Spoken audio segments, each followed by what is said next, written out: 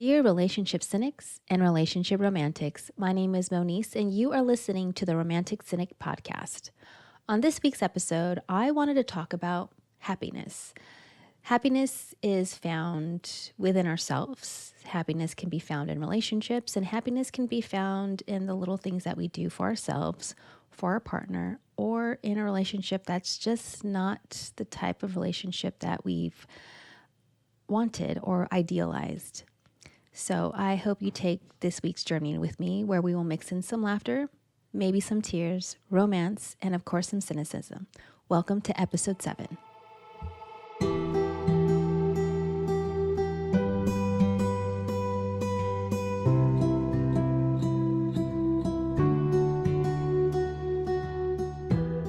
Before I dive into this week's topic of happiness, I wanted to kind of give you a little bit more of a brief background about myself. I am fascinated with human psychology, relationship psychology in general. I had actually earned a degree in psychology. And during my time of studying, I was a bartender for a couple years at a hotel. And what was really fascinating was the fact that I was learning about human behavior, human psychology, and like relationship psychology. And I was getting to watch it live in person. Now, for those of you that go to bars and everything like that, it's always fascinating to be witness of the fact that people sitting on the other side of the bar always forget that there's a human serving drinks. And as a bartender, you really have to pay attention to everything that's going on. You kind of have to listen to, the conversations, because you want to make sure that no one's going to get too rowdy or disruptive. You have to really, keep the peace as a bartender.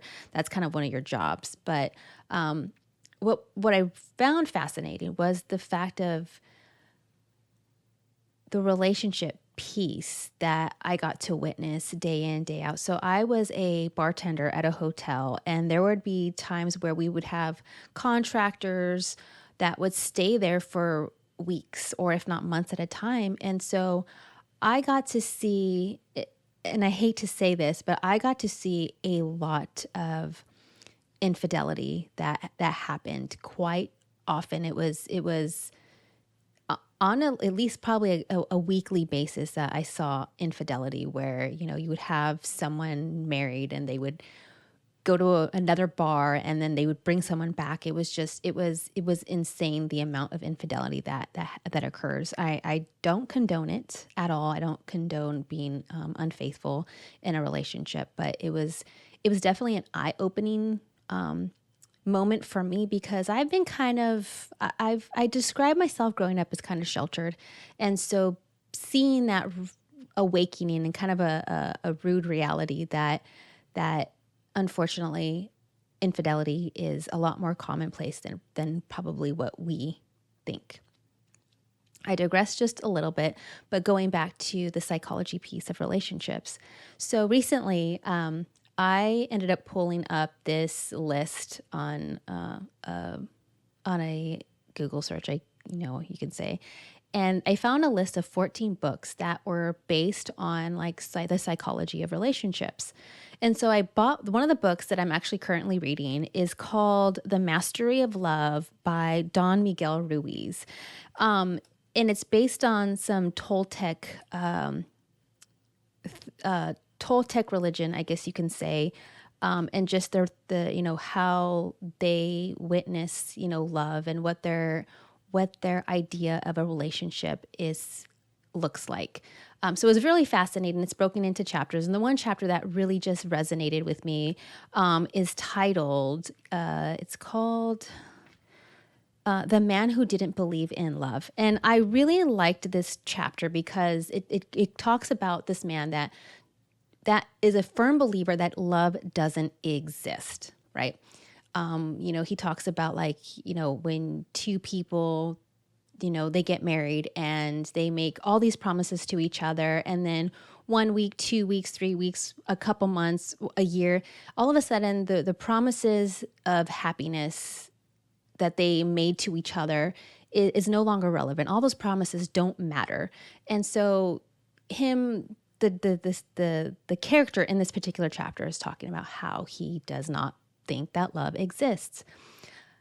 And until one day, he he sees this woman sitting on a bench crying, and she tells him like love doesn't exist. And of course this gentleman is immediately fascinated with her because he wants to know, like, okay, I'm curious as to why you think love doesn't exist. And she goes through the whole plethora of, I got married young, I was a committed wife and I had children, and my husband's career just kept going and going and going, and all of a sudden we became irrelevant, but I decided to stay for the children. And now the children are grown up, and now I'm in a relationship where neither of us likes each other. We're not happy. So the man who doesn't think that love exists and the woman who doesn't think that love exists all of a sudden become partners. They're in a relationship. And they talk about like how happy he is as an individual, and they talk about how happy she is as an individual, and they have a good time and they laugh and everything like this. Then he has an epiphany that one night, and this shining star falls into his hands, and he has this beautiful star, this star of happiness, I guess you can say. And he's so excited, he ends up giving this star of happiness to this woman that he's fallen in love with. So the woman takes the star and she has doubt, and she ends up dropping it, and it breaks into 1,000 pieces. And so they each go their separate ways because she thinks love doesn't exist. Now, the whole point of the story is talking about happiness. So we as individuals are really responsible for our own individual happiness. I'm not responsible for someone else's happiness. And so in this story, the gentleman gave the woman his happiness for her to take care of. But that's not really her responsibility. It's not our individual responsibility to make someone else happy. And I find this topic exceedingly fascinating because I feel like a lot of us have this misconception of, okay, I am not happy as an individual. Me individually, I cannot find my own internal happiness. So therefore, I have to seek out happiness externally. So we believe that if we find someone that we believe we love, and we all of a sudden we rely on them to make us happy. Now that's a big burden for the individual because now they feel responsible for someone else's happiness. And what's going to end up going to happen is the person that is expecting happiness from their partner all of a sudden is not happy because the person that they believe should be responsible for their own happiness isn't providing what the other person believes they should have or believes what they deserve. And a lot of this comes from, in my opinion, comes from materialistic items. So for example, I will be happy if my partner gives me marriage. I will be happy if my partner gives me a house. Unfortunately, and I was guilty of this in my own past relationship where I expected the other person to make to make me happy. And guess what? I was always disappointed. I was always seeking something else because my ex-husband wasn't giving me the happiness that I was seeking out. This is really important to remember because we have to be accountable for our own happiness. Now, whether that be, furthering your career or seeking out a degree or getting knowledge by reading or going back to school or learning to paint and draw or whatever you believe that can make you happy. And so I wanted, of course, every episode I always share an experience of mine of happiness, right? So with me, it's going to go just a little bit differently than my other episodes. I'm not going to focus so much on my ex-husband. So in that relationship, there was one thing, I guess you could say, that helped me that helped me throughout that relationship. It was this pet, I guess you can say. So I we call them, for us people that love pets, we call them fur babies. So I had this fur baby. I got this toy poodle quite a while ago. About a year into my previous relationship. She was this white little toy poodle, super cute. Her name was Kate. She was like my whole world. And so I always had to find little moments of happiness for myself and had to be able to create those little moments of happiness because it made the difference where I felt misery most of the time in that relationship. And so with her, little Kate, her name is Little Kate, and everyone who meets Little Kate absolutely loved her. She, I had her for 15 years. She was like my whole world. She was that constant little happiness and that constant little joy that I had.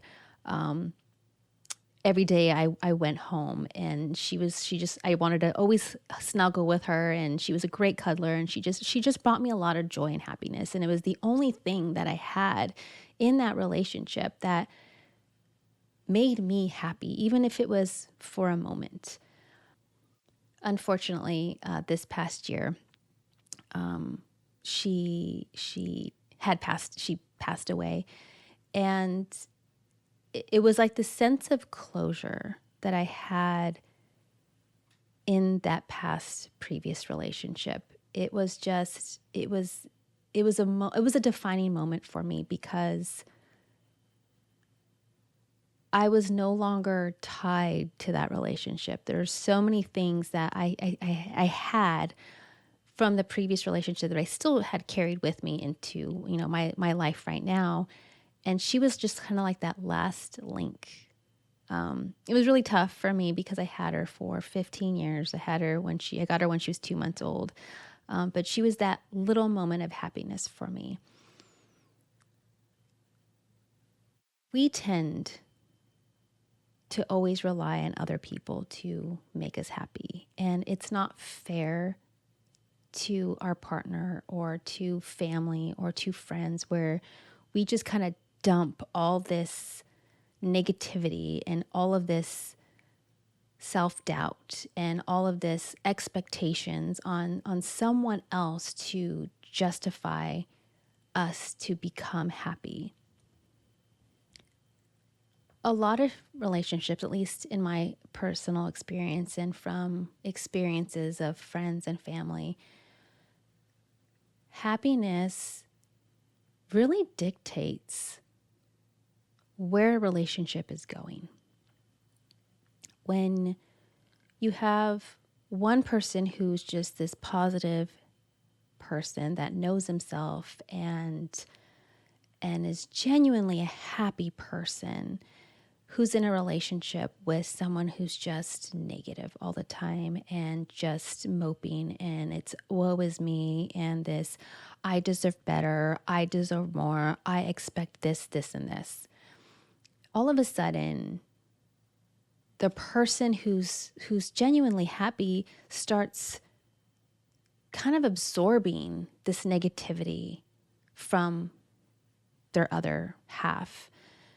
And now all of a sudden, you are not as happy. You are not as bright and positive as you once were because you're just, unfortunately, just absorbing all this negative energy.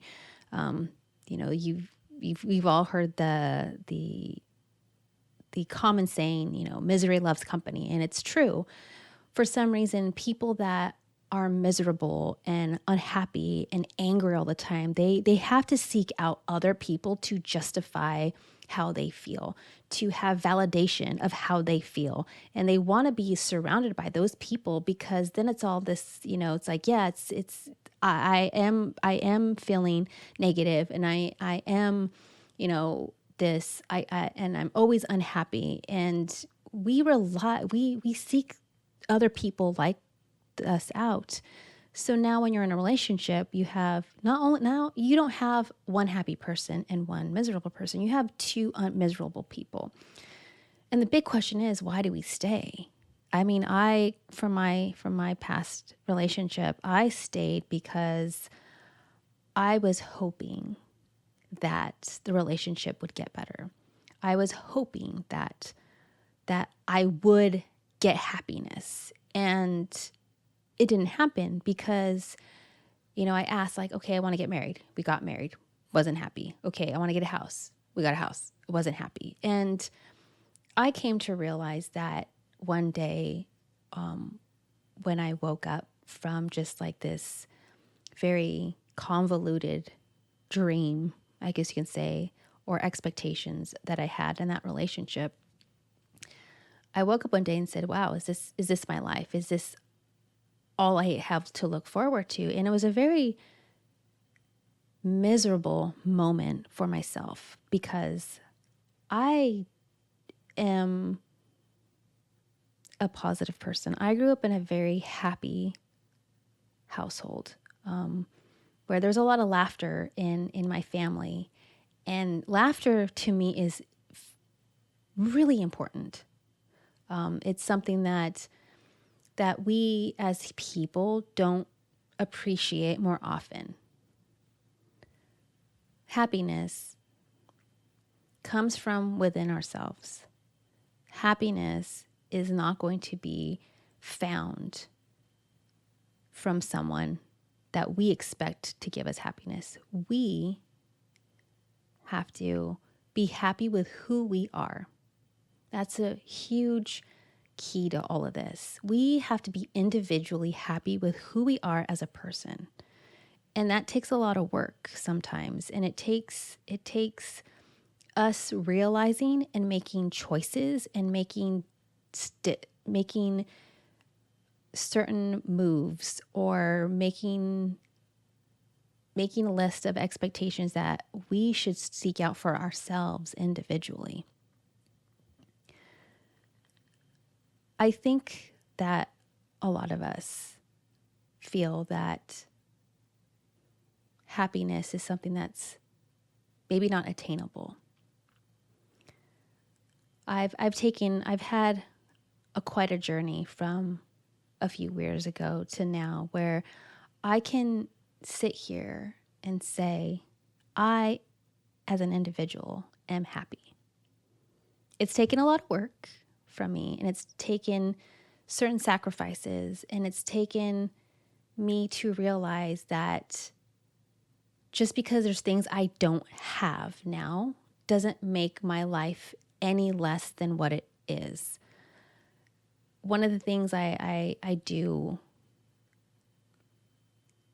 every once in a while is I tell myself, I kind of I list items of I am happy or I am grateful, and this is what I'm grateful for. We should never rely on other people to make us happy. If you want true happiness in your life and true happiness in your relationship, you have to realize that you are ultimately responsible for your own happiness. Your partner is ultimately responsible for their own happiness. And when two people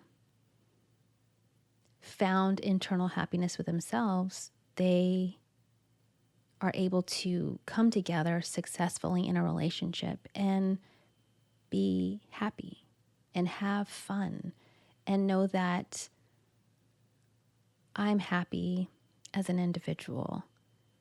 He's happy as an individual. And you know what you end up having? You end up having a healthy relationship. And that's what we're trying to seek out, right? We know we want those healthy relationships. So I hope today's episode, you have found some insight a little bit as to, being able to seek out happiness for yourself and realizing that no one in this world will make you happy if you are not happy with who you are, what you have, and the person you are deep down. Once you figure that all out, and you're able to find a partner that has figured that stuff out. And some of that stuff does take time. It's not like something that happens overnight. But when you find that in yourself and you have a partner that finds that in themselves, you come together and you create a beautiful relationship. So my closing words are this: be kind to yourself, know your worth, and continue to evolve into the best version of yourself. If you haven't found love yet, it's okay. Be grateful for the people that you do have in your life and that the ones that care about you and love you for you.